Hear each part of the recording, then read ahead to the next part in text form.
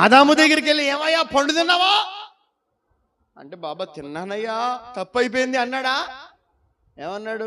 నువ్వు ఇచ్చావా ఈ స్త్రీ, ఇదిగో ఇదిగో శుద్ధ చేసింది. ఇదంతా ఈ స్త్రీయే అని ఆమె మీద పెడతాడాయే. ఒరు బాబు నువ్వు తిన్నావా అంటే ఏమనాలి?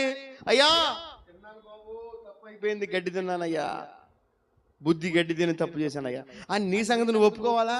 ఏమంటాడు? ఆమె ఏమాయ్ నీ సంగతి నువ్వు తప్పు చేసేవా, పండు తిన్నావా అంటే ఆమె ఏమనాలి? బాబు తప్పు అయిపోయిందయ్యా, తినేసానయ్యా అనాలా? నేను కాదు, అదిగో ఆ పాము ఉందే, ఆ సర్పం, అది నాకు చెప్పింది బాబా.